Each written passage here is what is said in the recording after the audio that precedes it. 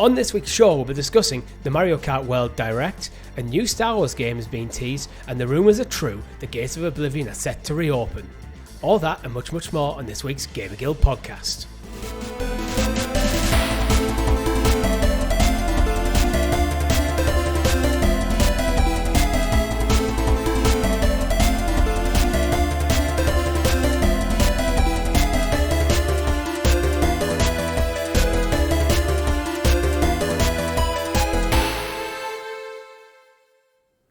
Good game, everyone. Welcome back to the GamerGuild Podcast, your weekly show where we round up all the week's video game stories and news for your listening or viewing pleasure right here on youtube.com/GamerGuildTV and up there in the digital cloud on your podcast preference of choice. Your podcast players for this week are myself, Mr. Richie, and the return of the chaotic neutral, Mr. Rob. How are you, Rob? I'm very good, thank you. Finally got a bit of kind of breathing time away from work, so I'm kind of happy to be back, happy to be talking to you today. I know that pain. We're going through a massive project at work, which we're unveiling in the next few months. So it really is like we're getting to the part of the project where suddenly deadlines start getting very, very tight. But also this is where any problems that have not been present earlier in the project suddenly start rearing their head, things that you've overlooked and that kind of thing. We're just like, oh God. I feel like every day there's something new that take my attention away. Then people chase me up and going, why didn't you get this done? It's like, because of this, this and this.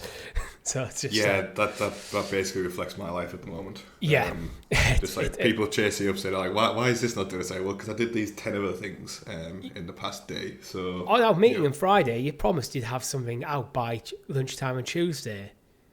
What's going on? It's like, well, since I got into work on Monday, I haven't done a single thing that I planned to do.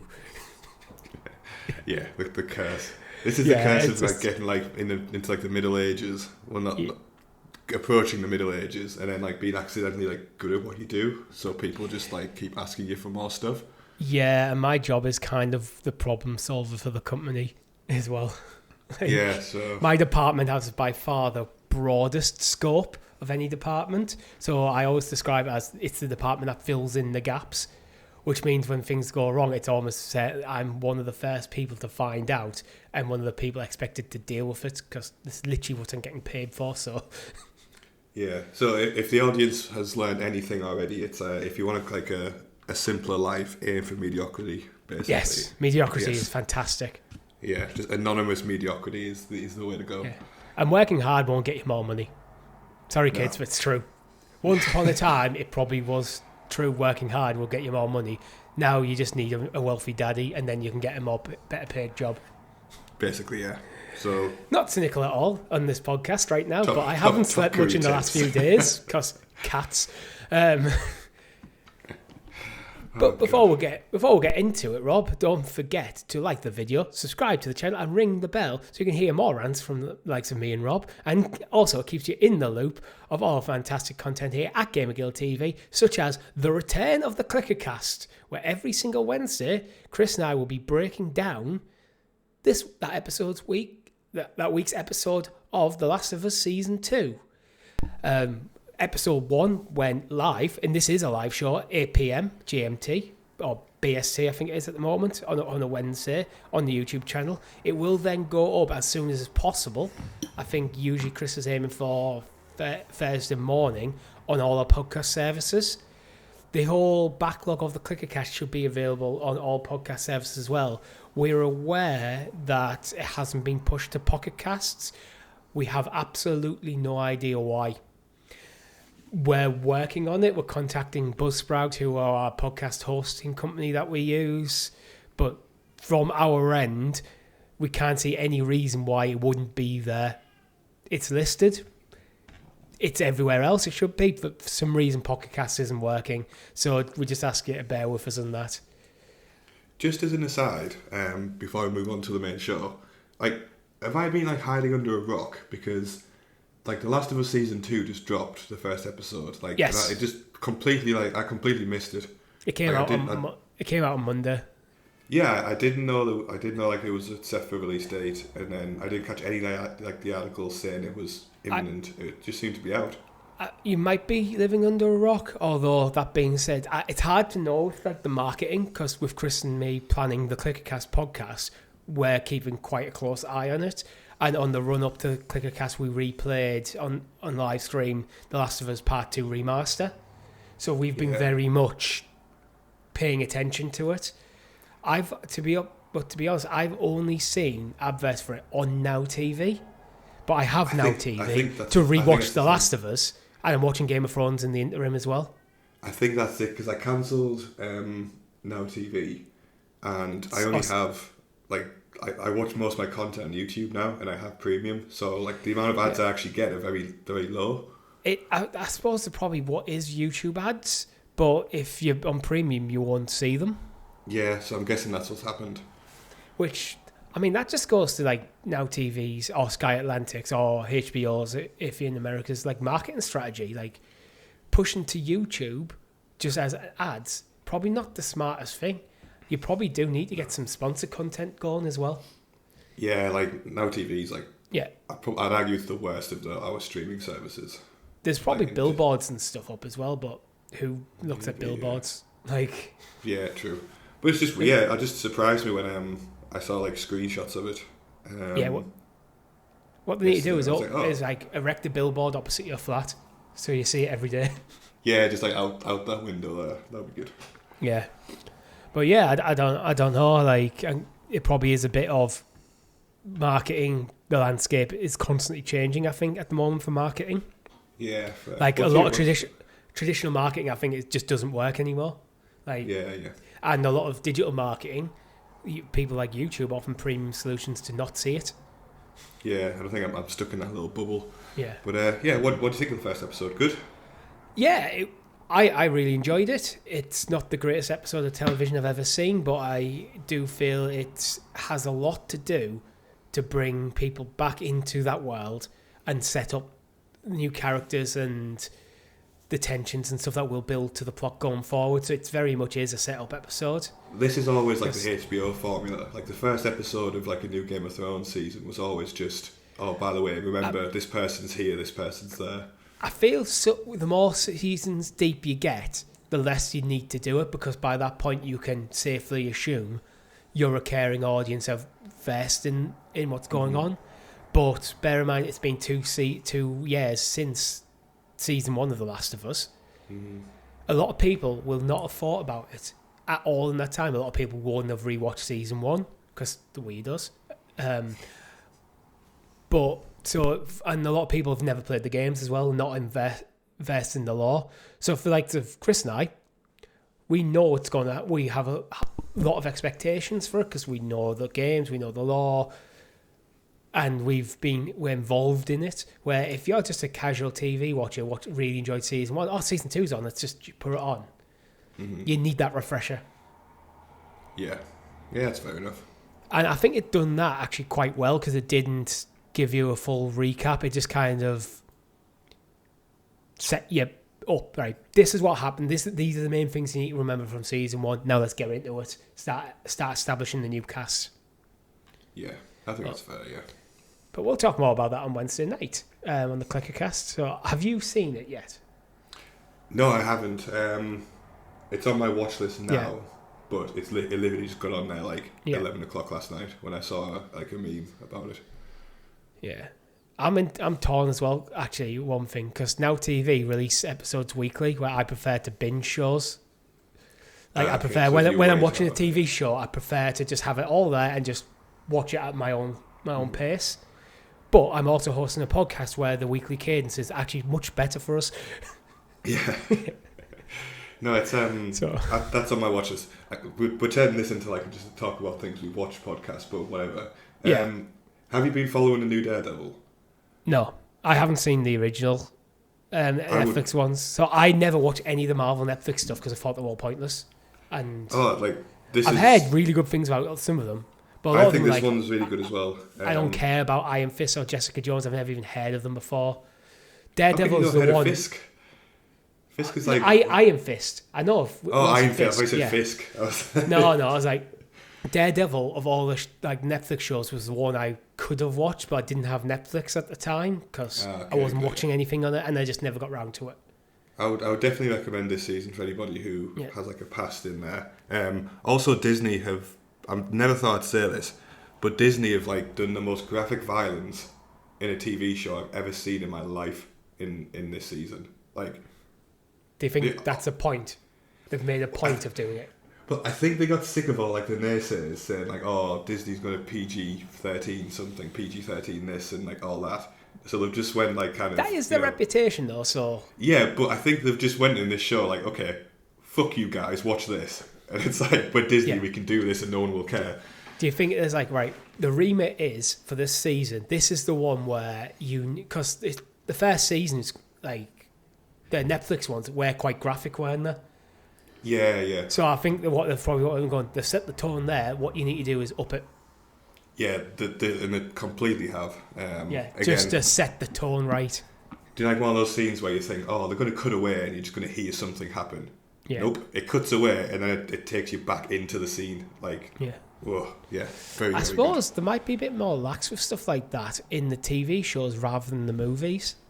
Because the movies, they need to get people into theatres.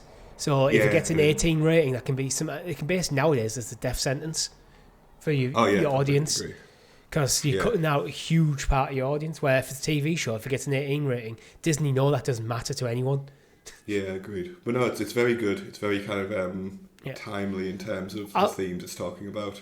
I'll add it to my list at the moment. We're rewatching Game of Thrones to start watching House of Dragon because me and my girlfriend haven't watched it ever. Yeah. Are you going to stop at season like 6 or are you going to go through to the end? We're going through to the end. We've just watched the Battle of the Bastards. Oh, okay, yeah. Me and Ash watched it recently, but we just stopped at the end of like season 6. It's when it starts getting shit. You do get a noticeable drop off very quickly, don't you? When you kind of binge through it, like you like notice it so much, and it's like, is this like a different show now or something? Like, it's weird as well. There's been scenes that I thought lasted like long. I thought Ayu was blind for like a full season, but it's like 2 episodes. Yeah, stuff like that. That's how much it feels like it drags on. Yeah, we still don't have a conclusion to a story. Anyway, true. Anyway, we do. This is a gaming podcast, not a movie and TV show podcast. We did take a break from our weekly live streams last week on account of us doing the ClickerCast live on a Wednesday. We will kind of be returning this week with episode 2 of my Pokemon Blue playthrough, which will then be weekly until the end, at least until the end of the ClickerCast. But they are pre-recorded and available now for members. Well, Rob, what have you been playing? So I finally, first of all, like I have what's called like perennial games, which I just never stop playing, and that's Hearts of Iron, and that's the Total War series. So the Total War series got like a bunch of DLC for like new legendary lords for Warhammer. So I've been playing that, all the while trying to resist the urge to buy actual physical Warhammer models because I'm just getting more and more sucked into the world. So that's always going on. I think that was Chris when he played Warhammer, like Space Marine. Yeah, it's like they know exactly what they're doing, and like how they're trying to like pull audiences from gaming into models. Like it's very smart, and it's almost working on me. A few months ago, me, Chris and Tom, we went to a gaming convention thing, basically a market in Leeds, and we ended up in the Warhammer store. Yeah, like it brings back so many good memories. So I'm playing through the new legendary lords on that, and bear in mind like those campaigns they can take up to like 30 hours each. So there's like 90 hours of content when you get through on that. So that's my PC gaming. I also took the dive and I started playing Baldur's Gate 3 on PlayStation. On PlayStation? On PlayStation. And the reason I was kind of debating between getting it on PC and on PlayStation. But like, the point of my life now, like I'm sat in my office about kind of a good 11, 12 hours a day doing work, tapping away keys. And like the little downtime I do have, I want to spend it on the couch and I want to spend it kind of with my partner, kind of just yes, chilling out, I 100%. So I've talked many times on this show about that's why I don't play Xbox, because there isn't an Xbox handheld equivalent of the Portal that is dedicated. Exactly this, right? So I think I probably would have had like a more smoother experience on PC, but like just like the lifestyle elements, I chose PlayStation. And to be honest, the controls and the action wheels, they work really, really well. And yeah, I'm enjoying it so far. I think I would say, like, it's not a spoiler, but like I'm up to the Goblin Camp at the moment. I think that's a fair game to say. Yeah, see, I've only played the most of Act 1 on Stadia. Okay. So well before it came out. So, and that was probably about 4 or 5 years ago now. Yeah. But no, I'm really enjoying it. I'm having to get out because recently I became a bit like a, what's the word? Like a min-maxer type gamer where I'm trying to over-optimize characters and like optimize play styles on the games I play now.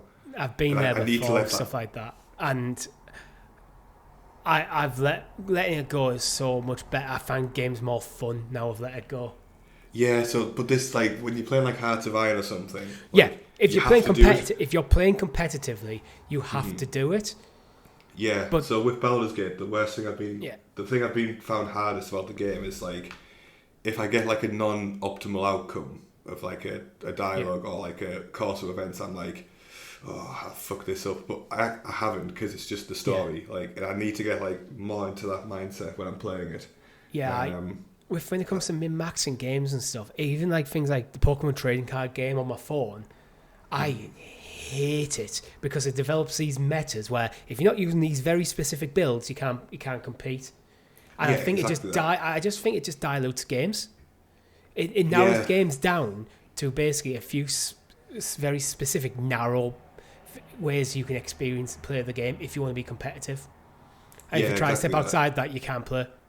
Yeah, like especially with Hearts of Iron when you're playing like multiplayer, like you just fucked if you don't like kind of.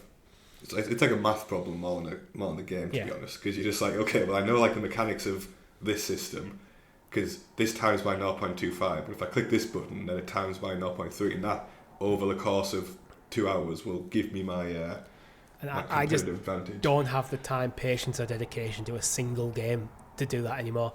I used to do it in my World of Warcraft days. Yeah. But that's when World of Warcraft was basically a hobby into itself, separate to gaming.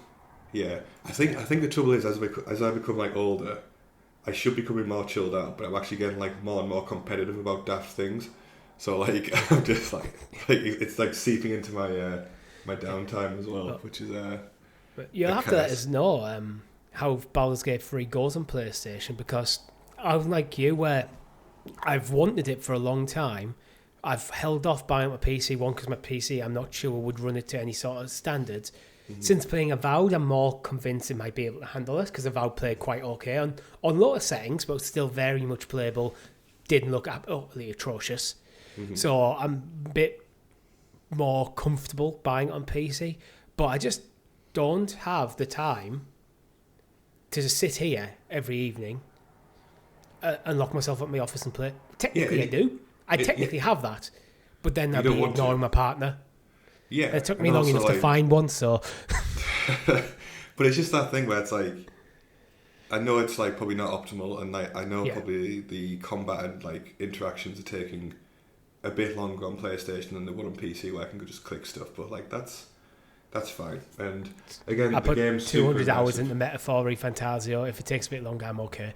Yeah, right. And like it's a really good game. It's very immersive, and like Ash, like my partner, just enjoys sitting there and watching me play it, and like we'll take the decisions together and stuff like that. So no, I'm very happy I got it on sale as well. So that always takes the edge off.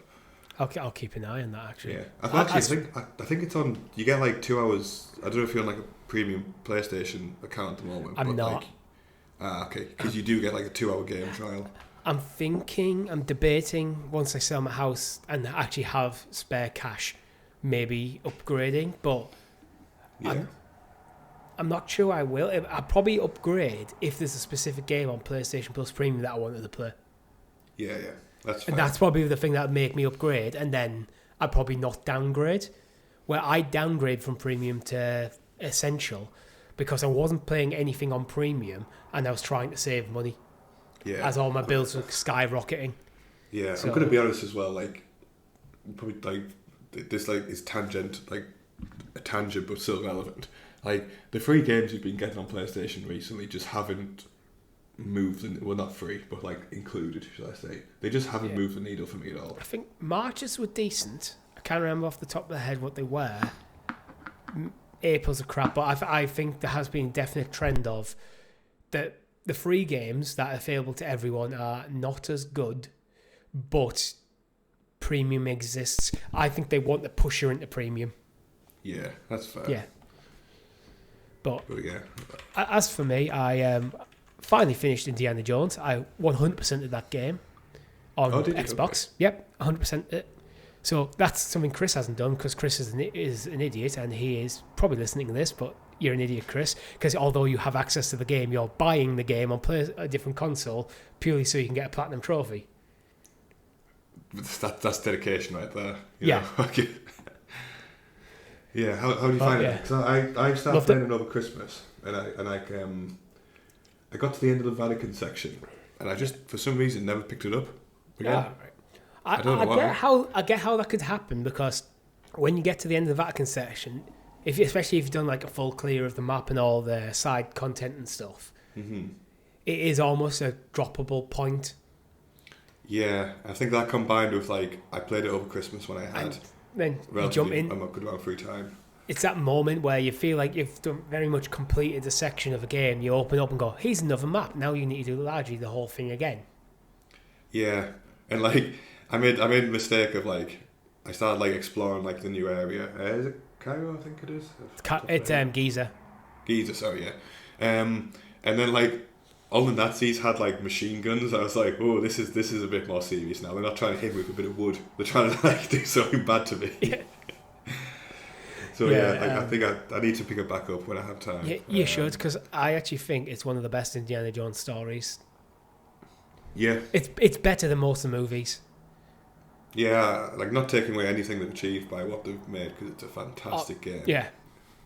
But I kind of did the full clear of every area before moving on. I'd recommend people just power through the story, because I think if you condense that story into a short period of time, I think it will actually be a very good cinematic experience. Yeah, and I guess like you keep the urgency of...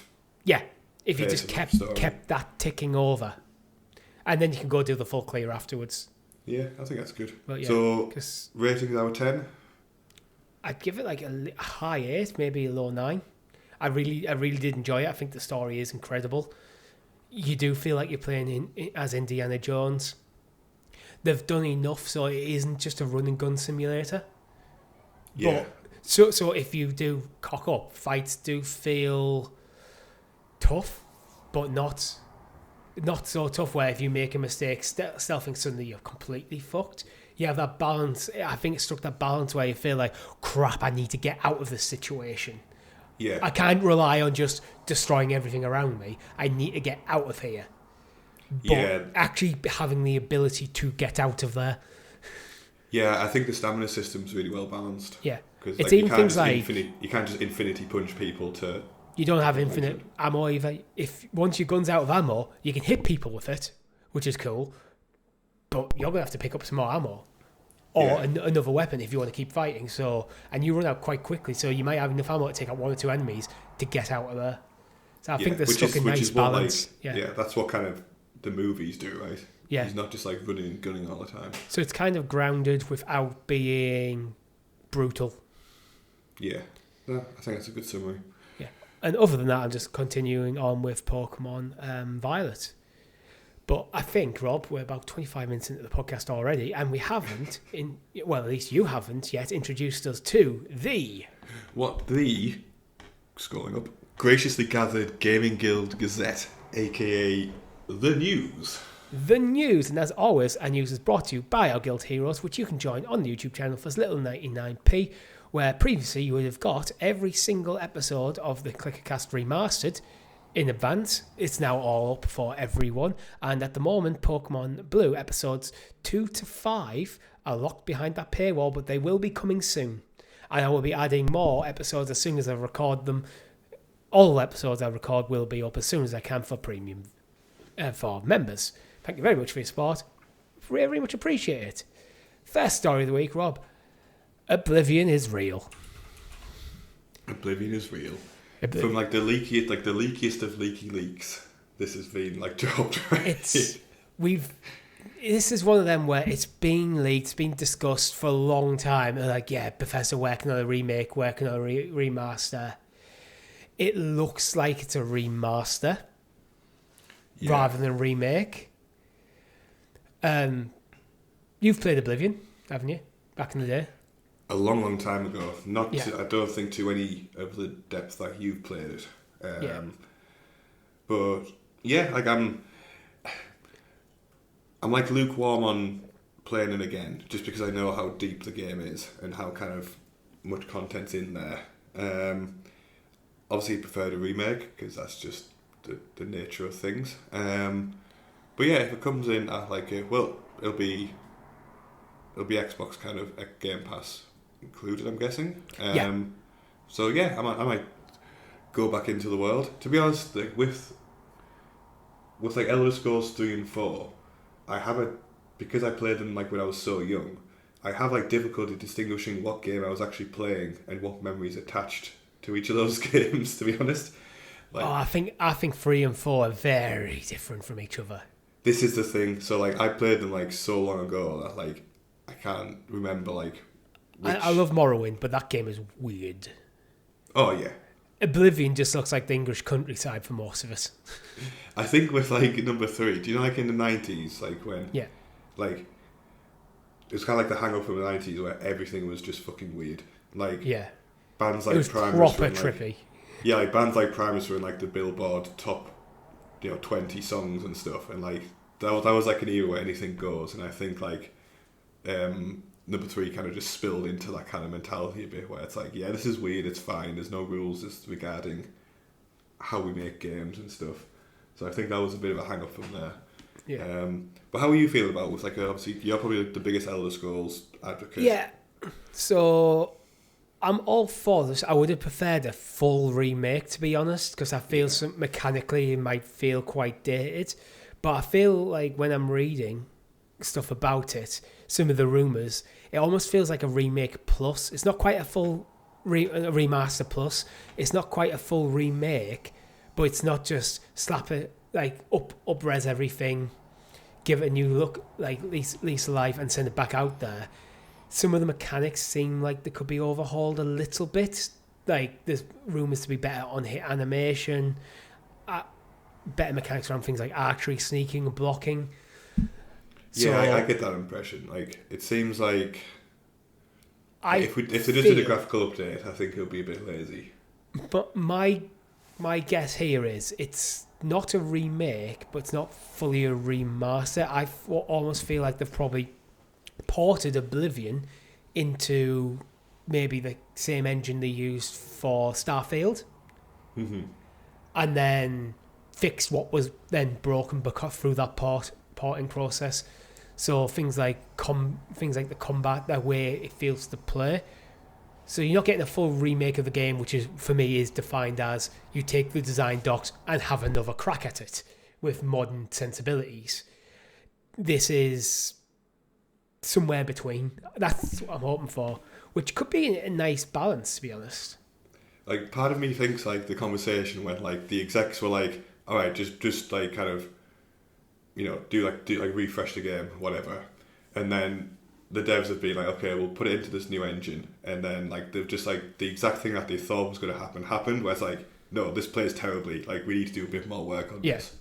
It doesn't play as good as you remember it playing. It'll be very much one of them games. Some games you remember absolutely adoring, and this is the pinnacle of video games, and you go back and play 10 years later and goes, this is horrible. This plays so bad.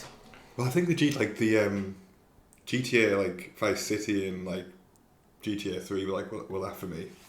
But like at the time, it felt so like simple and graceful and whatever, and then you play it back and it's like, this is impossible to control. Yeah, 100%. There's stuff like that. Even when I replayed through Ocarina of Time, there's times when that game just, you can tell it's aged. Like things like not having full camera controls is quite weird nowadays in a third-person game. Yeah, it feels very foreign to like not be able to just manipulate it easily. But with a game like that, once the nostalgia kicks in, you're absolutely fine. And Oblivion is probably no different for me. Although I have tried to replay Oblivion a handful of times over the years, and it just never seems to sink its teeth into me the way it did when it first came out. Yeah. Same with Morrowind, to be honest. And probably Skyrim, actually. Yeah, I went back to like... The trouble is now, like, you don't know what version of Skyrim you remember. Like, do you remember like the original release, or do you remember like... Vanilla. That's all. Like, I think that's the only one I have. I'd have to actually. Like, I've got it on the Switch as well. Actually, Skyrim. Yeah, because there's been like a dozen remasters and not remakes, but like refreshes with like different animations and stuff, and it's not the game that came out.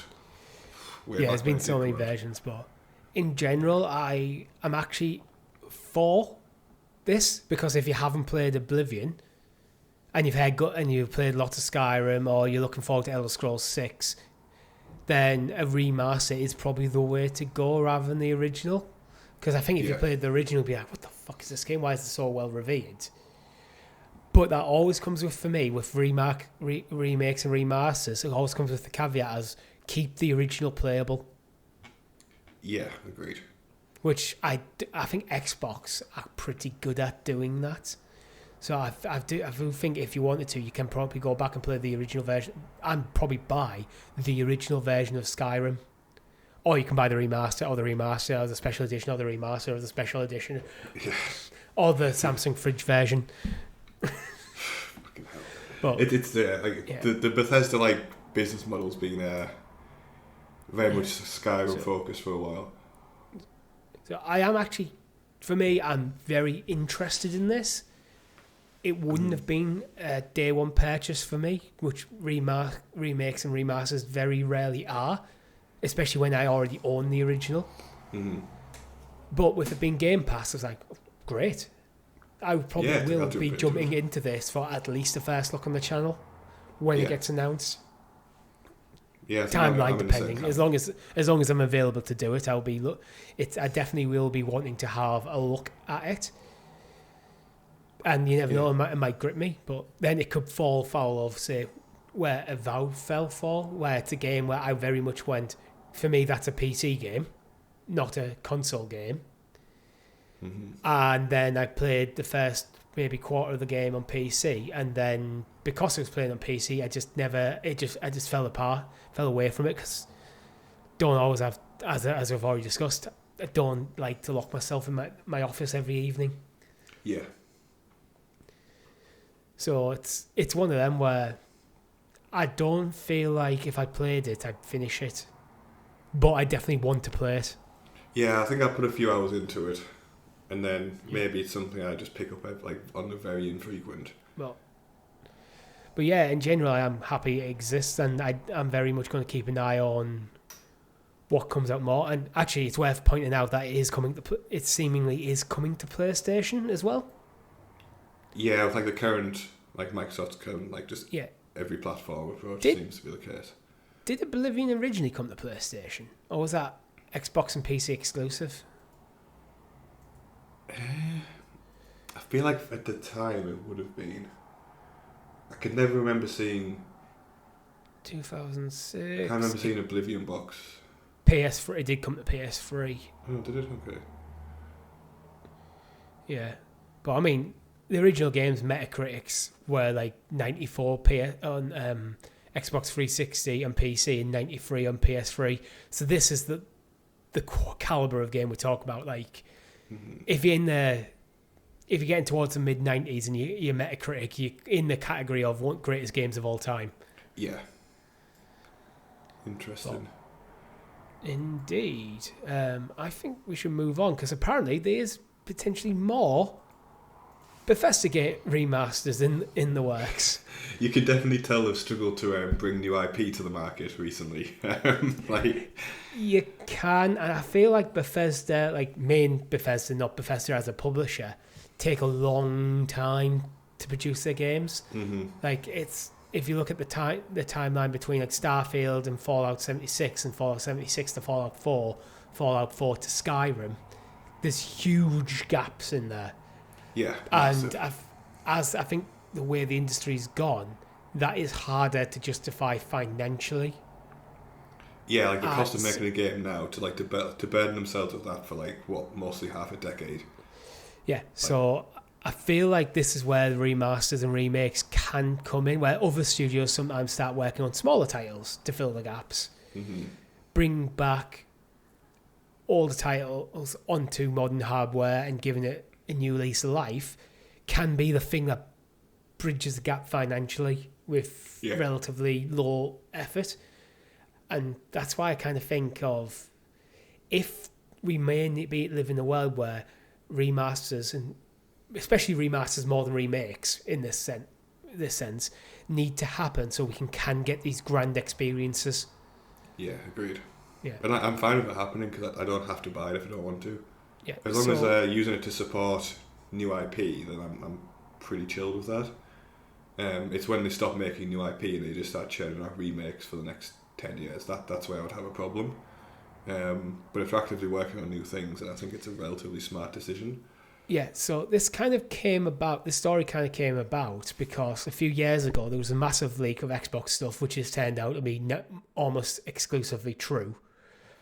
Oblivion Remastered was on that list, as was Fallout 3. Yeah. So as more and more leaks about Oblivion Remaster are coming out, there's arguments to make that are claiming that Fallout 3 Remaster would also make sense. I think it would. I was actually really surprised because I'm used to playing Fallout 3 with a couple of dozen graphical mods on it. So it really brings it up to a somewhat acceptable modern standard.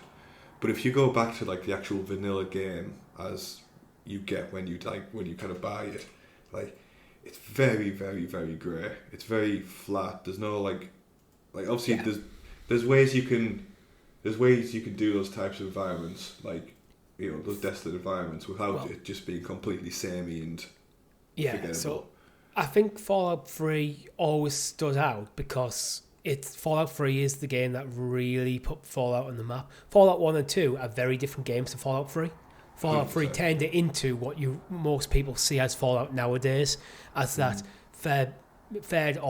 mainly first person, but can play in third person, open world action RPGs, where I feel when Fallout 1 and 2 more top down turn based kind of things. Yeah, they were kind of isometric as well to a degree. Yeah. So that's kind of where I think that came from, to add keep a bit of turn based element in there. Mm-hmm. But so I think with Fallout 3, it's like Grand Theft Auto 3. That's very grey and lifeless nowadays. Where I think at the time it's oh god, this game's amazing, but then it doesn't stand up anywhere closer to the likes of how vibrant Vice City or how intricate Grand Theft Auto 4 were. Yeah, I feel like Fallout 3 is in that category. Yeah, and I'd say other games of that era fell into the similar trap. Gears of War 1 was a very great already game. Remastered.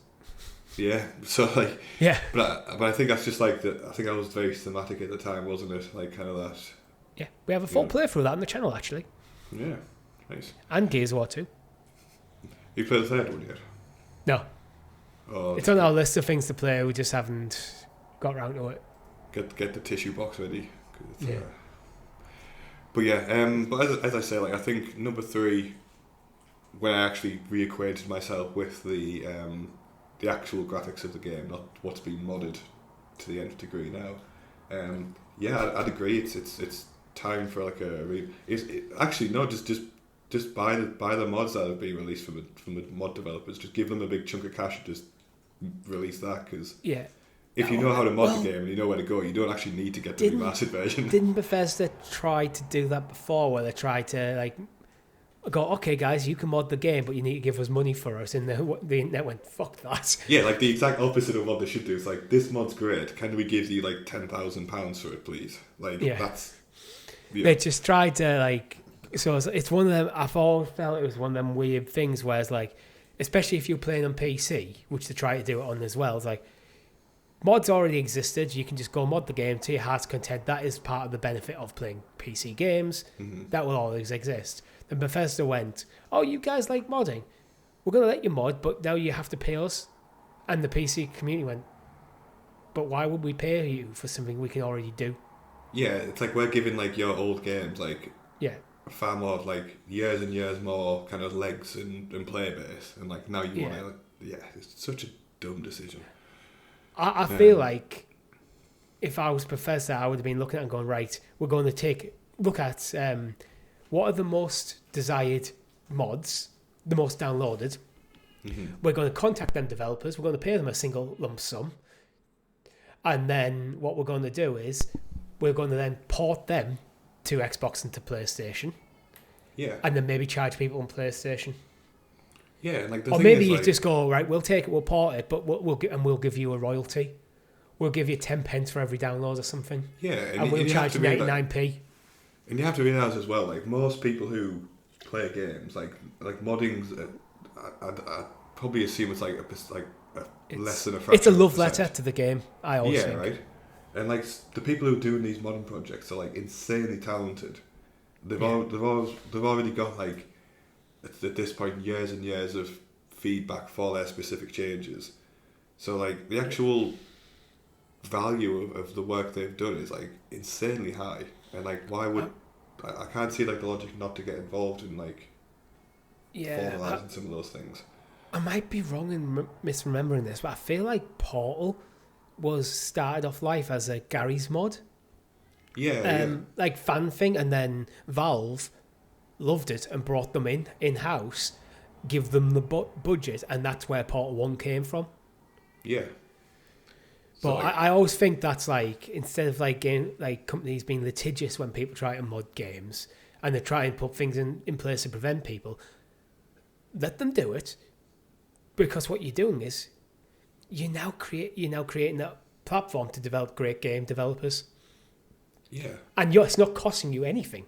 So then you can just go, oh, you like our games, you're really good at developing in our engine, come work for us.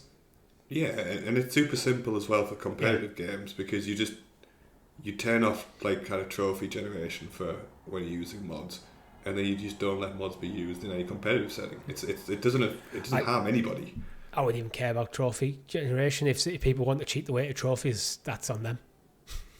Yeah, but people like Chris would be furious if there's like someone's getting platinums with like a modded game version. I can just anticipate that.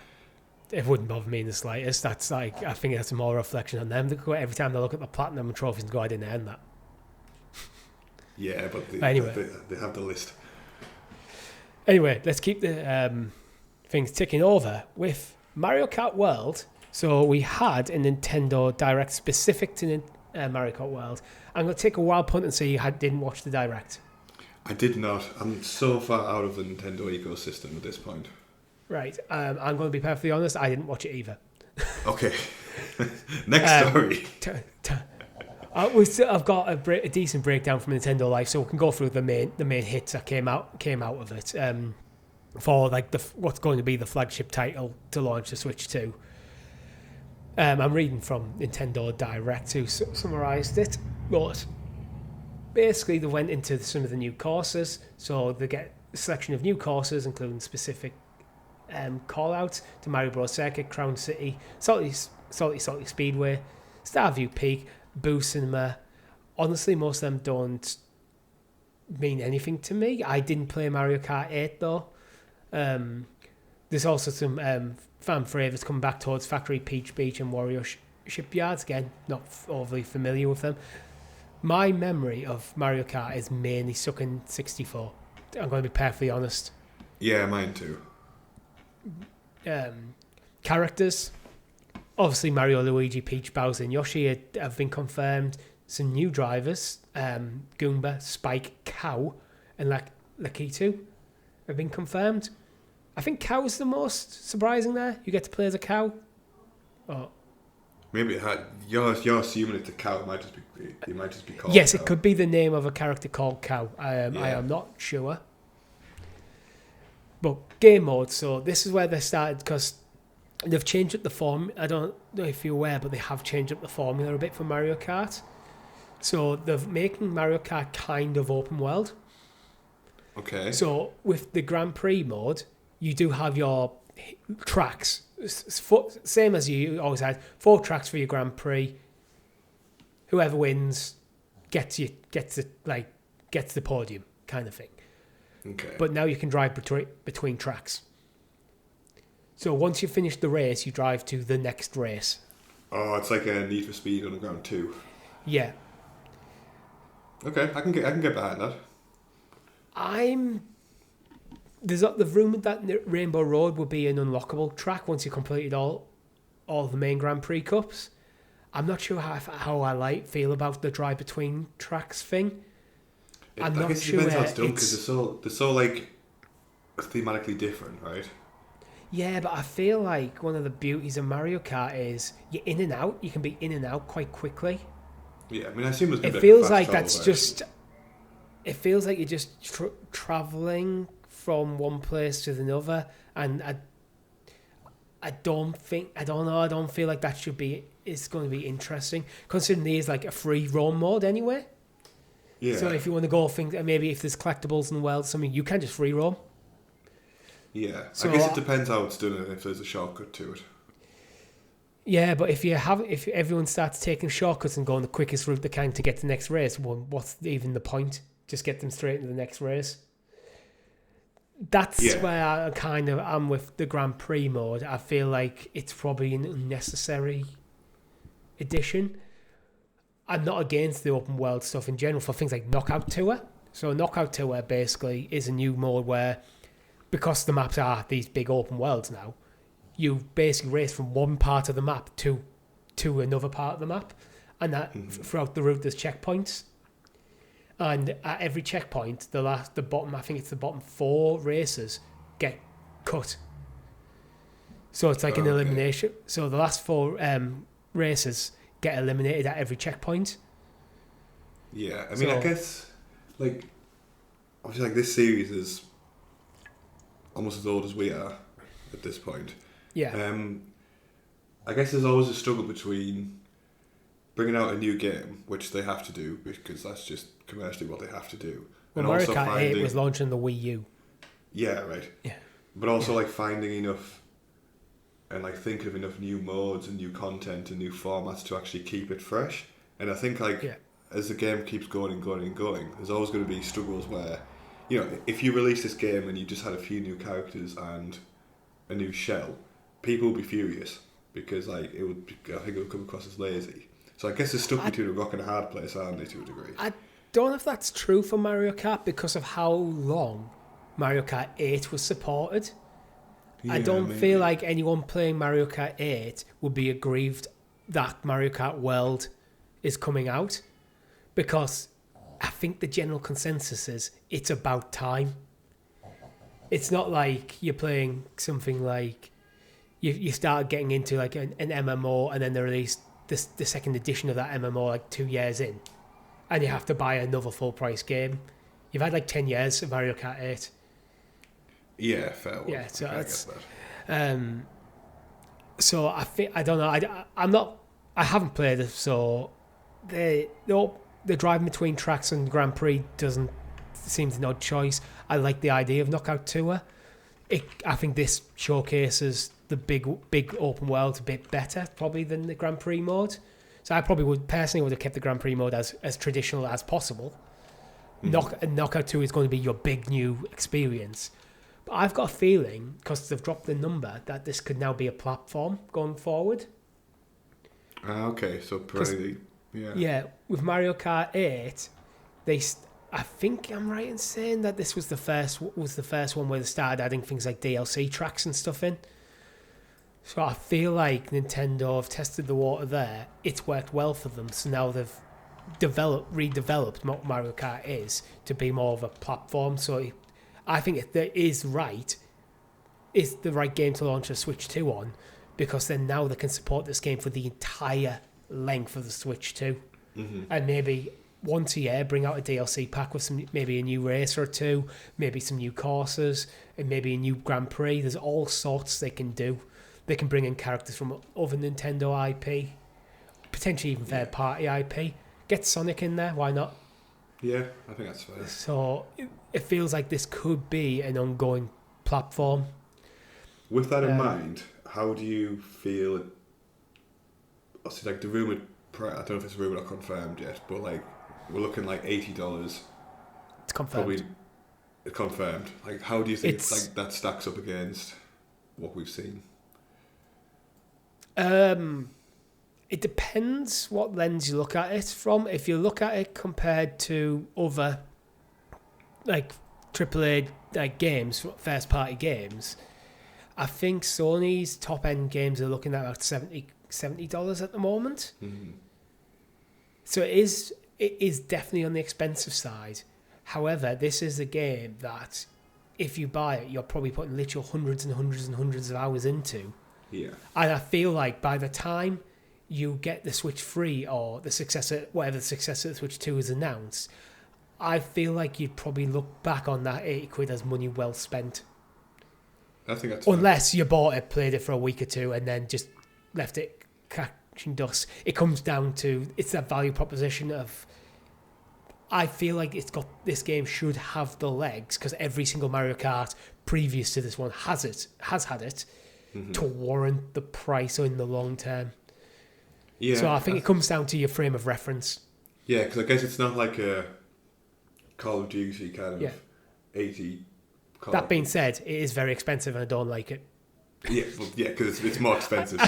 I'm just trying to play devil's advocate a bit, because I've seen loads of people slamming the price, but I can also see justification for it. See, I think this is the thing with Nintendo. Like, they're not trying to migrate a player base to a new version every year or every 18 months, and then try to charge like $80 or whatever. Yeah. So I think it's an experiment as well. Yeah. Because it's a test to see how the market reacts to it as well, right? Because then every other my worry is that every other gaming company will see this. If it does well, it will sell well, but how well against expectations? But it'll sell well because it's Mario Kart. Yeah, right. But this is the thing where I think the data could be skewed, and it comes down to you need to properly analyse this. You can't just go, oh, Mario Kart sold well at $80, let's slap $80 and everything. No, but I think that's a risk of what will happen. Oh yeah, because if it does, whoever's making them decisions needs to fire whoever came up with them decisions, because they're idiots. It's misinterpreting the data. I don't think it would be a bad decision though from a commercial perspective, because I think what happens as soon as one thing breaks that barrier, I think it becomes that barrier's broken, and like then other AAA titles will start to like take lead of that. I think that's what's going to happen. I'd also argue that as the world's becoming more and more expensive, people have less capital to disposable income to spend on games. As the price of games go up, even though the cost to develop goes up, it becomes less enticing, and a lot of the younger generation tend to be going for free-to-play mobile games. Yeah. So if I think you're at risk of pricing yourself out of the market, and while you might slap another $10 on your price tag, if you lose a significant chunk of your sales because of that, mm-hmm.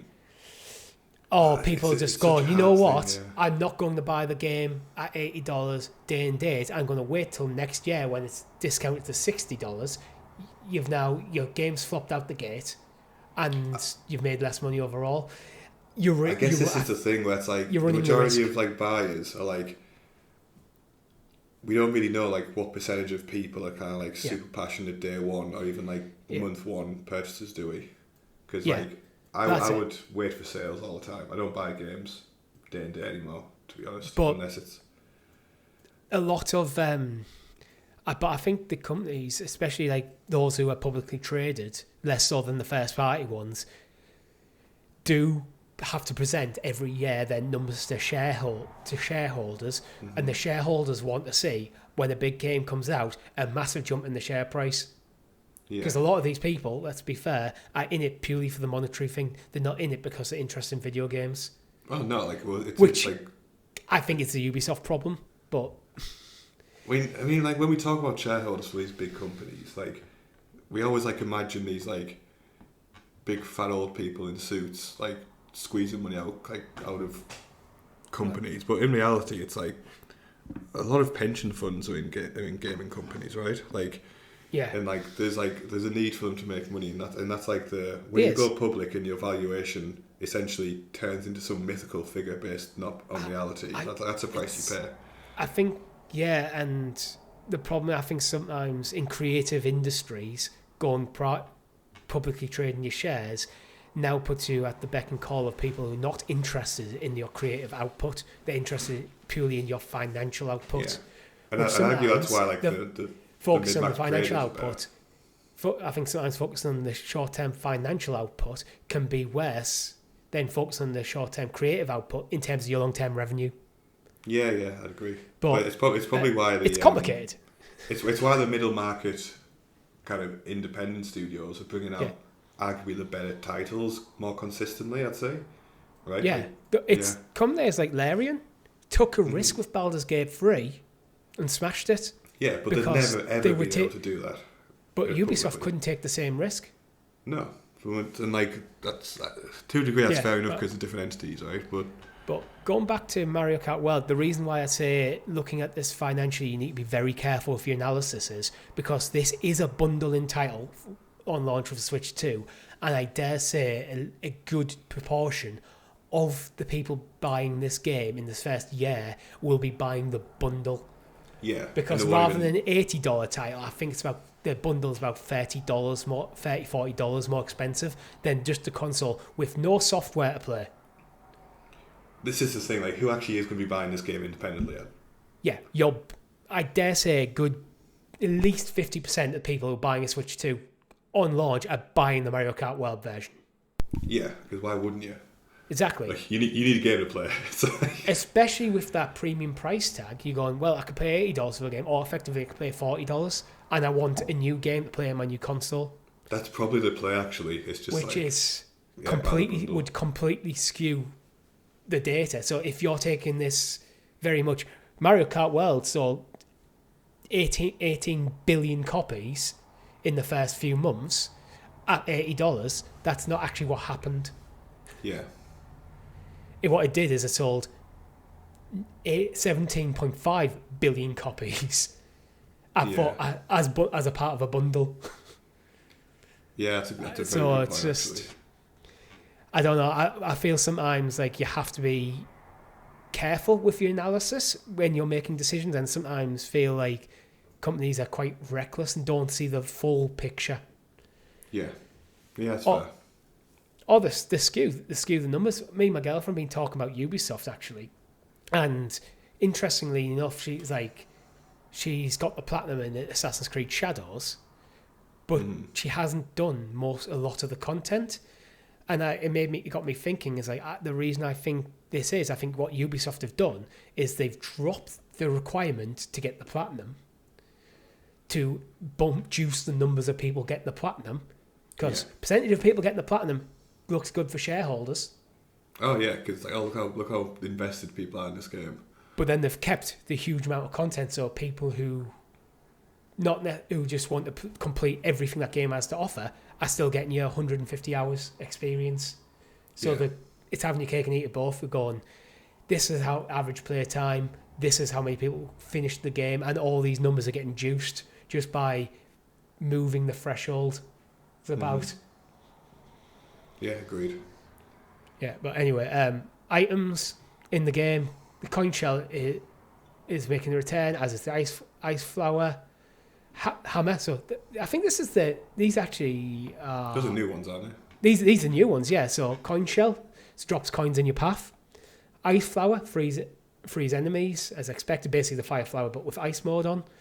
Hammer, which is surprising considering the Hammer Bros have been part of Mario forever, is a new one, so you can throw hammers that remain on the ground for a short while. The Mega Mushroom is a returner, which makes you big. Feather makes a return, which gives you a big jump, helping you dodge attacks. And Kamek transforms other rivals into other races of things. They've also mentioned food, so like picking up snacks on the road, you can unlock costumes. So I think food's going to be kind of your collectibles, and you probably trade them in the store, kind of thing. I imagine stuff like that will be in the open world. There's a few new tricks, including the charge jump and the wall ride. More interestingly, you can now rewind during a race. Not sure how... This reverses your movement, so you can go back and nail a jump or shortcut you miss. However, I'm reading this directly from Nintendo Life. Everyone else keeps moving forward, so you're not rewinding the full game, you're just rewinding you, which has been quite present in a lot of racing games nowadays anyway. Other modes, time trials, versus races, and the return of battle mode. Which, how has battle mode been missing? And obviously free roam. I guess it depends on the amount it was utilised. I imagine, because I knew battle mode stayed quite similar for a long time. There's less you can do with it than the races, I guess. Yeah. But I'm good to see it back. That was always my favourite mode in the original Mario Kart. Yeah. So let's move on to our third story of the week. Marathon finally gets a full reveal from Bungie and will release on the 23rd of September, with alpha tests beginning this week. Where you're at with Marathon, Rob? Do you have any idea? Complete disinterest, to be honest. I'm gonna there's a couple of things in it for me. First off, this kind of extraction shooter, I think, is just at a point of saturation. Yeah. It's been done to death. And there's if you want to play an extraction shooter, there's plenty I can play already. Which isn't to say that's a death knell for a game, but I think when it looks relatively forgettable, it's a problem. I think it'll actually play well. Bungie make the shooters and mechanics will be great, but it's. I don't have confidence that they'll be able to support it long term. I think if you look back at Bungie's history, they put these types of games out there, and the support just seems to drop off. More so since they've been acquired, and I think that's Sony's direction as well, right? I feel like with most games as a service styles of game, if you're the first out or you're the best of the early ones out, you end up having the staying power. Everyone else, regardless of the quality, doesn't seem to last long.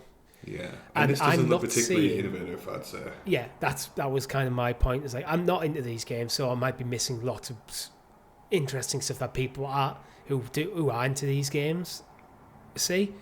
But it looks, apart from graphically, it looks like every other extraction shooter I've ever seen. Yeah, it's shooters and you've got some magic abilities or some shit like that.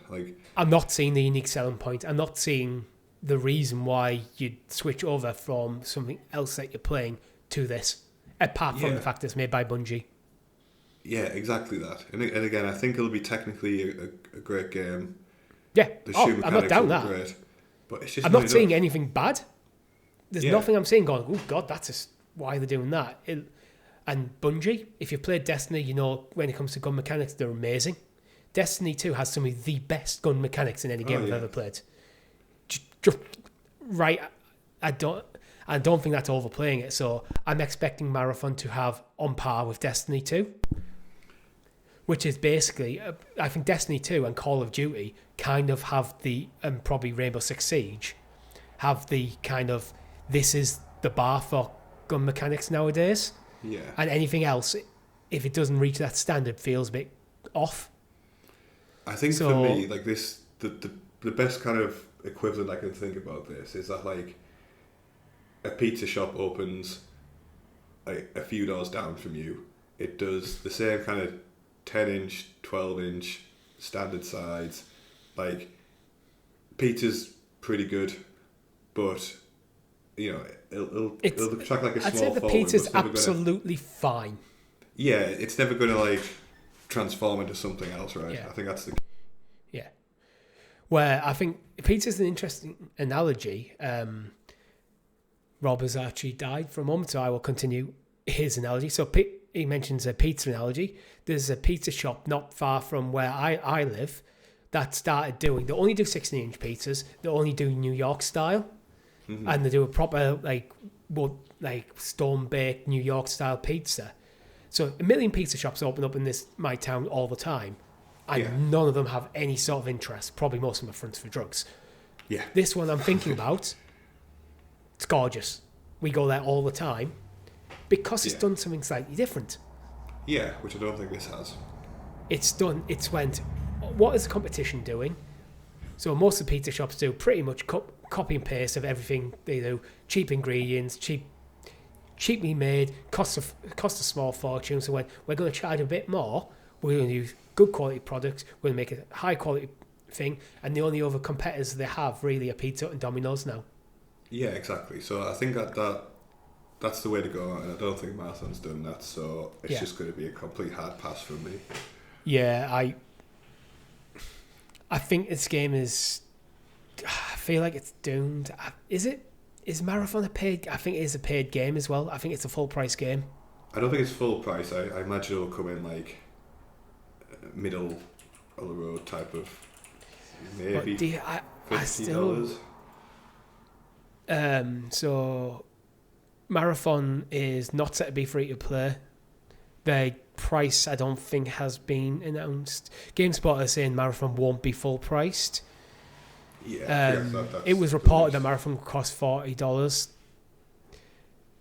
Is $40 too steep? Because these games, regardless of quality, live and die based on the player base. Yeah, if you don't get enough people in early days, people look and go, it's a dead game. You have to get people in the door straight away, I think. Yeah, I'd agree. And I think I don't think it's ever going to be that. Because it could be $20, but if you're interested in it, and it's a $20 game, and it doesn't have much of a player base, if you're kind of going, I'll wait to see how it does, that people who are hesitating before they spend, they won't spend. Yeah. I feel like I kind of hope for this game's sake and for Bungie's sake, this goes to PS Plus as a monthly game when it comes out. Get that initial... You'll lose money on your initial month, on your opening period, but you'll help establish a better player base, which will give it legs. Yeah, you lose a hell of a lot more money if no one plays it at all. But I think with games of service, if you're looking at this game financially, purely... you want this, how big is that initial spike? I think you're looking at it wrong. You need to look at it, what is its legs over time? Because that's the point of games as a service, not to be this massive spike in your bookkeeping, but to be a constant thing that your accountants add on every single month. Yeah, agreed. Interestingly enough, though, PlayStation is getting another price rise in the UK and Europe. Joy. Yeah. I mean, it's just like I'm completely numb to seeing price increases on stuff now. Like I'm just, it's broken. It's like nothing's getting cheaper. Wages aren't going up, and this is just another story on top of that. So in the UK, it's gone up by £40, up from $390 to $430. That's for the digital edition, or up from €450 to €500, if you prefer. There's also price increases in Australia, New Zealand. It sucks. I don't really have much more to say about it, but it sucks. Yeah, it sucks, but like in the context of everything else that is getting more expensive, it's not outside the realms of norm, and I don't think it isn't. But surely the problem is, as you touched on, like the price of everything is going up and wages aren't. So surely things like entertainment industry needs to be very bloody careful before they get to break. We've already talked about the Switch 2 game price, and when your people start getting pressed for financially feeling really, really restricted, premium entertainment products are the first things that cut. Yeah, agreed. I feel like, I know I get Sony looking at their account and going, we need to increase the price of it. Nintendo are doing that for their games. but you're pricing people out of the market, and these should be mass market. The point of consoles are mass market products. Otherwise, just buy yourself a gaming PC, you'll have a better experience. Agreed, yeah. Well, yeah. I'm too scared to look at the price of GPUs after all like the tariff bullshit recently. I'm not even going to try to. I don't know. I think for a modern GPU, you probably need to be looking towards £1,000. Yeah. For something like worth something worth buying. That has a few years in it at least. Yeah. Yeah, I mean, again, like I know like why it's happened. Like, I think a lot of obviously like the news, like the reaction to the news is like universally negative. I think I'm a bit softer on the reasons why, because I know like companies like Sony and big companies like that, they don't necessarily like when you say a company's made billions and billions of profit. Oh god, I sound like Trump then. Like when you say a company's made like billions in revenue or profit, like that seems really impressive, but all these companies are run on like fractions of percentage points. So it's like if the cost of the goods is like knocked down a certain percentage somewhere, then like it needs to be made up somewhere else. Like so, yeah, it just feels a lot of this is unsustainable. Oh yeah, welcome to like where I sympathise with a lot of businesses, but where my sympathies start to fall apart when it comes to shareholders seem to be unfairly protected. You never really hear about shareholder dividends taking massive drops because of a bad year. They'll still take their money, and then the companies that I do think lead to companies buckling under the pressure. Yeah, it's an impossible dynamic, because then if you don't kind of reward shareholders, people sell the stock, which then makes it go down anyway. Yeah, you need to care about your shareholders, but you also, I think you need to educate shareholders to go, because every shareholder should know if a company has a bad year, that the share price would go down, which means you lose money, but you haven't really lost money, because if your money's still in the shares, you're still seeing other shares. If you have a good year next year, your money's back. Yeah, but then also the trouble is like CEOs only stick around for like 2 years, and you only need to like shuffle. It's why creative industry shouldn't be public companies, basically. In a nutshell. I think it can happen, but I think you need to probably lock in any share purchase for at least 5 years. Like if you buy shares, you're locked in for 5 years. You need to get away from the short-termism of stocks and shares trading. But then again, no one would buy the shares in that case. But the people who would buy them are the shareholders that you want. I don't know. It's difficult. Yeah. But yeah, it just feels very unsustainable. It feels like this is very, very precarious. Yeah, I mean, which is a shame for a creative industry. I guess the silver lining is that most people who want a PS5 already have one, right? So breakage is an issue, but I'm hoping it's not going to affect many people. The interesting thing is it's not happening in the US. I don't get that. This is Sony's headquarters in the US. We think of them as a Japanese company, but their headquarters are in the US. Yeah, but you'd expect the same. I guess like the US has been doing a bit better recently. Well, not recently, but recently.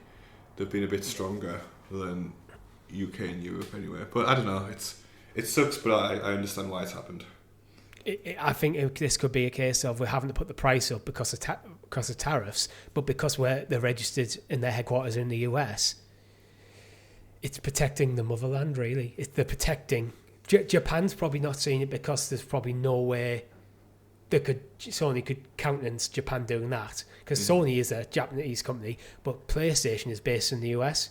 Yeah. So these two countries are protected, so the money's got to come from elsewhere, out of them spheres of influence. Yeah, I think that's fair enough. We'll see. It's shit for us who don't live in Japan or the US. But moving on to Cronos, the New Dawn, it's had its gameplay reveal, and this is the horror game from Bloober Team, who, interestingly enough, I find it funny that Bloober Team announced before that they were done making shitty games. That is an actual statement they made. Fair enough. So it's a PS5 survival horror game. Have you had a look at the trailer at all, Rob? I did, yeah, and this is something I've been following because it's a genre I quite like. Thank God for that. It's still, it's one of those games which I won't play. I won't probably buy full price just because I don't need a game to play when it's released. Yeah, but you've also said in this show that you don't tend to buy games full price anyway. So exactly right. So it'll be definitely something I check out. I'm just not sure when, I guess.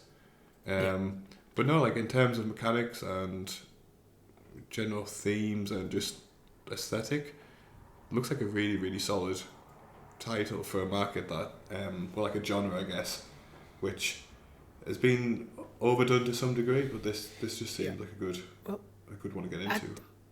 I don't think it has been that overdone. There is some big titles in the survival horror genre. Yeah, I guess that's. But it's not like there's not like a billion of them. Well, I think there probably is at the AA standard. Mm-hmm. But it's getting comparisons to like Resident Evil or Dead Space, which are not bad comparisons to have. Yeah, I think it looks incredible for someone who isn't me. Yeah, you and Chris had the biggest. Chris is getting more into. Chris is definitely getting more into them since we've played Resident Evil on the channel. Mm-hmm. I'm a coward. I don't mind admitting that. So I was like, I can very, very much appreciate this game for what it is and what it does, but I don't want to have that experience. Yeah, I think that's reasonable, right? Yeah. So I think it's one there very much worth keeping an eye out on. But it's been rumoured for a while. Well, it's been announced for a while, but it's nice to actually see some gameplay. And it does feel like it's holding up to not a shitty game. The polish seems to be very, very much there. Yeah, I'd agree on that. Yeah. Well, keep moving on. Star Wars Zero Company is fully revealed as Star Wars meets XCOM strategy game. So this is from a team that parted ways with Firaxis. Mm-hmm. So the people make like XCOM. Yes. And they've announced the Star Wars strategy game, which is Star Wars Zero Company. We don't know much about this. We've only got a single image that I could find so far. Have you ever played like an XCOM game? I feels like they could be. Yeah, I was going to say it feels like it could be very, very much up your alley, this game. Yeah, I love the XCOM games. I mean, I'm kind of interested in this kind of where it's been announced, and I've got a bit more information from it. My biggest thing is like I'm not like super hot on like the Star Wars IP at the moment. Just because I feel like it's been like there's been more misses than hits for a long time, right? I'd say. Yes. In the movies and the TV, but I think when it's come to the games in recent years, the quality's been there. Yeah, I think that's fair. Jedi Survivor being obviously the biggest exponent. Yeah. So I think I'll keep an eye on this. But the question I'll always be asking myself is that if I want to play this type of game, I can just go back to the XCOM series, which has, for me at least, like 8 billion different. Like it's got like such a high replayability factor. You could also play Mario plus versus Rabbids or whatever it's called, and you switch to if you buy one. I could also do that. It's technically an XCOM style game. Yeah, technically. In the same way that I think seals are the biggest. Like seals are most closest, like genetically close to bears when it comes to animals. And then there's like Marvel's Midnight Suns, was it? That was an XCOM style. Yeah, I never checked out Midnight Suns. Yeah. Again, because I was just like, I'll just play XCOM because XCOM's fantastic. Well, I feel like most companies, when it comes to these like turn-based strategy RPGs, single-player turn-based tactics games, as this Eurogame refers to them, I think they set their expectations correctly. They know these aren't going to be the biggest sellers ever. Yeah, very niche. And they're happy for that, their niche game, and they're happy for them to be that, which I think is actually very healthy for the industry, because it means these games can survive without unfair expectations placed on them. Yeah, agreed. I feel like that argument would fall down if Square ever made one, because Square seem to have unrealistic expectations for everything. But yeah. But no, I think there's a niche for it, and I think if you bring a couple of thousand people over from the Star Wars universe off the back of the IP, it's not a bad thing. But I'm just not sure if it's for me being so like sucked into that kind of genre. Interestingly, would this make you pull into this type of game? I feel if I wanted to play one, this might be the one I'd go for because I am a Star Wars fan. So it's that layer of the IP, and because it is from people who were involved with Firaxis, so I'm expecting the quality to be there. I'm always being one where I kind of think if you're going to make an IP game, the gameplay has to stand up independent of the IP. The IP should be what elevates the game, which is where I think things like Harry Potter, things like Hogwarts Legacy worked so well. I think that game would have worked without Harry Potter, but because it's a Harry Potter game, that's what made it special.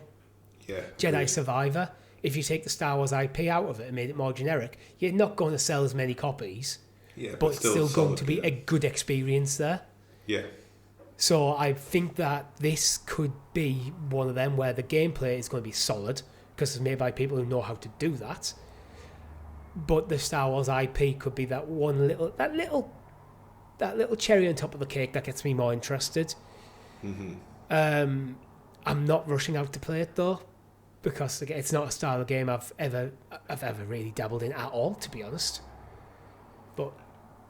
But yeah, I think I'd be interested in giving it a go if I felt like playing a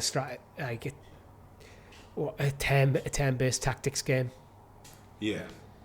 But yeah, we'll have to see. I keep calling it an RPG, but they're not RPGs, are they? There's like tiny RPG elements to it. But yeah, well, few quick stories to round up the show, Rob. Metal Gear Solid is coming in concert to the UK. Honestly, I saw this and I thought it was like a bit of like a weird joke story, but no, this is a genuine thing. Like, it's going to premiere at the Royal Albert Hall this year. But then like I think I look back and I think all the soundtracks are insanely well done. Like when I look back to like my kind of favorite Metal Gear moments, I think of obviously like the theme when you get caught is one, but then there's the fight where you're from number 4. Did you play number 4? I didn't. So in number 4 there's a brilliant. I've played 1, 2. I've played 1, 2, and 5. Okay, so yeah, I think it's fair game for spoilers at this juncture, but like you're on the top of like a crashed submarine. There's like the sun's rising and like Snake and Liquid are just like old men punching the shit out of each other, and like the soundtrack to that is like insanely good. Obviously, like number 3 has the Snake Eater song. Like I think this could be really good actually. So I'm not eliminating buying tickets myself, to be honest. I've just brought up the ticket price to have a look. So tickets range from £30 up to £90. There's only one listed showing on the Royal Albert Hall website at the moment, which is the only place it's currently announced, to the best of my knowledge. So it's on Saturday, the 1st of November this year. Okay. There's a showing at 2:30 in the afternoon and 7:30 in the evening. Both of them have tickets prices ranging from £30 up to £90. Which I don't actually think I've never been to Royal Albert Hall, but I don't think there's a bad seat in the house for what is predominantly a musical event. Yeah, there's not going to be. It's very good when it's like very, very few like obstructed views. Like you get like the bad angles, obviously, but that's about it, really. Yeah. So the rousing circle, the most expensive seat at the front, is £50. Yeah. You can get a box for like $85. That's not too bad. Yeah, the grand tier boxes are $90. The stalls, you're getting in $75, which, to be honest, if I was looking to buy and I was thinking about the stalls, I would probably just pay the extra money for a box. It's not bad because when you're 75 quid in, why not just push it up to 80, 90? Yeah. The arena, 65 for both front and rear. I think this is okay. Prices. We may need to talk off camera. Yeah, I'm very tempted by this. Yeah. Okay. Yeah, we'll have a chat with Chris and potentially Tom and our partners. A trip to London in November might be on for my birthday. That would be good. Okay, let's talk. Yeah, because me and Chris are going to Chris, Nat, and Chris's brother Lee are going to the PlayStation one next week. Oh, nice. In Gateshead. Yeah. So yeah, this could be one that's very much on the cards. Agreed. And to be honest, the rousing circle, I think it's perfectly fine.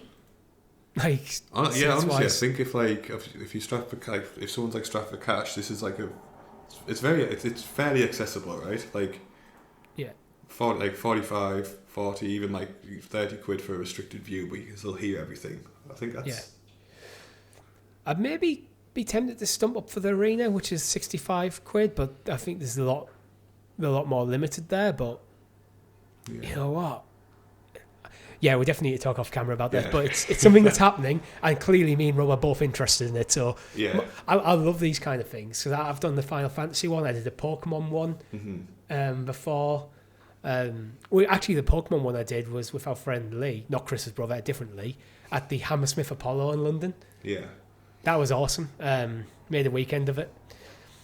I did the Final Fantasy one. We're going to the PlayStation ones. Like, I really, really want the Zelda one. Yeah, it's quite good as well because it's like a taste of high culture, but without like all the wankiness of it.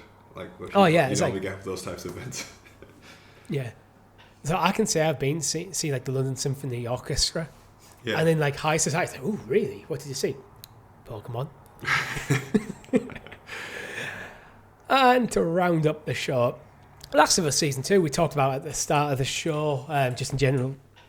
So very, very quickly touching on this. But Season 1 is outperforming Season 2 on this first episode, with 5.3 million same-day US viewers cross-platform, compared to 4.7 for Season 1. So, seemingly going well. Yeah, I think the telling, though, will be how long if it contains them numbers. Yeah, because everyone enjoyed Season 1's going back to Season 2's first episode. Yeah, I think a good Episode 1 Season 2 is reflective of the quality of Season 1 for shows, right? I feel the most telling number actually will be Episode 2's numbers. Yeah. Does it maintain it? Because if it maintains it, you're onto something. If it drops off quickly, suddenly you've got a problem. Agreed, yeah. Although I doubt, knowing the material they're working with and the cast and how passionate the people involved are, I can't see this being anything other than a continued hit. No, I think so. Yeah. So yeah, good from my perspective. Yeah. But that is all the news we have for you this week, and we like to round out every single show with This Week in Video Game History. So starting on the 18th of April, because that is the day we're recording, does anything jump out to you, Rob? Stronghold 2. Immediately. Stronghold 2? Yeah. Stronghold 2 PC, 20 years ago. Right, I'm going to give you a second to talk about Stronghold 2, but before I do that, I need to take the piss out of you, because you missed Super Metroid. No, I didn't. I looked at Super Metroid, and then I saw Stronghold 2, and I was like, Stronghold 2 is the one for me. Castle builder all the way. Tell us about Stronghold 2, because everyone knows about Super Metroid 31 years ago. So I think Stronghold was a Firaxis title originally, and it's basically just like a medieval castle builder, which, you know, from like the OG of kind of PC gaming, isometric, just a brilliant, chilled out game. You can like spend hours building up your castle, sending your peasants off to die, and yeah, it was just brilliant. I really want another Stronghold title. So there's like we got up to 3 and then binned it, I think. One wonderful title for anybody who wants to enjoy his castle builders. So Stronghold was made by Firefly Studios, which are part of since 2021 and now part of Devolver Digital. They are still going. So Stronghold Crusader Definitive Edition is listed as 2025 and will release in September. So they're still going. Yeah. A definitive edition of Stronghold was released in 2023. They are, apart from some random titles like Wonky Tower and Roman's Age of Caesar, they've mainly been working on Stronghold for their entire existence. Yeah, it's definitely not Stronghold Definitive's like, it's fine for what it is. Big co-developed Civ City Rome. Yeah, back in 2006. Yeah, they're involved in all those kind of titles. But no, if you've never played Stronghold before and you want like a really simple, low resource game for your PC, give it a go. You'll lose a few hours in it, I guarantee it.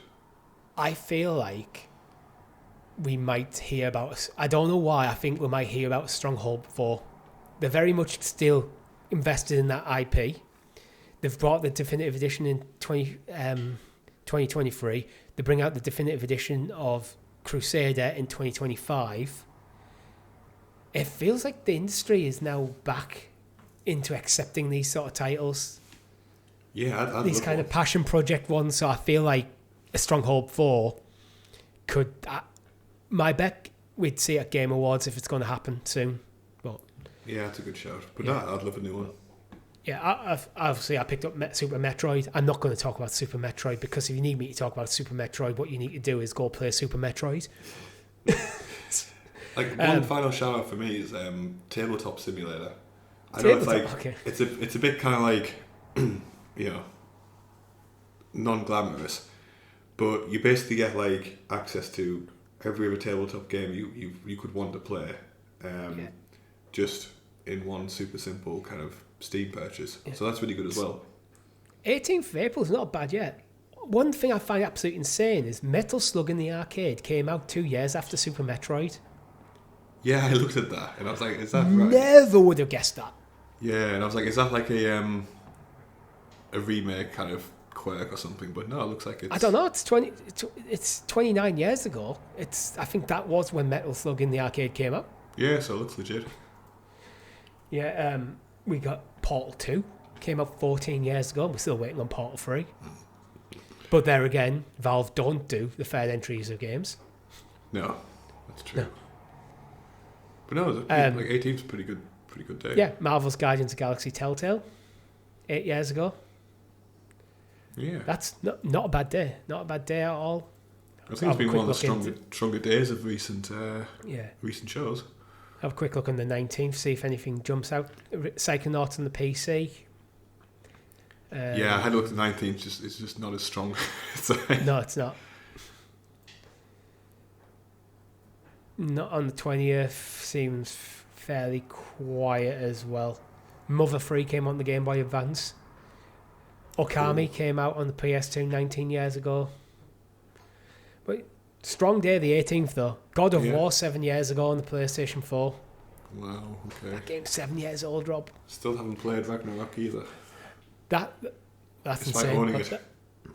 That's one of the things that makes you feel old when like God of War came out 7 years ago. It's like, yeah, it hits a bit, doesn't it? Yeah. But that is all we have time for you this week. If you've liked the video, make sure you hit the like button, subscribe to the channel, and ring that bell so you're kept in the loop of all of our fantastic content here at GamerGuildTV. If you want to join the conversation any further, we have a Discord server. The links are in the description below, as are all of our socials. Make sure you follow us on at GamerGuildTV everywhere. My name has been Richie. And I've been Rob. GG everyone, goodbye. Thank you, goodbye.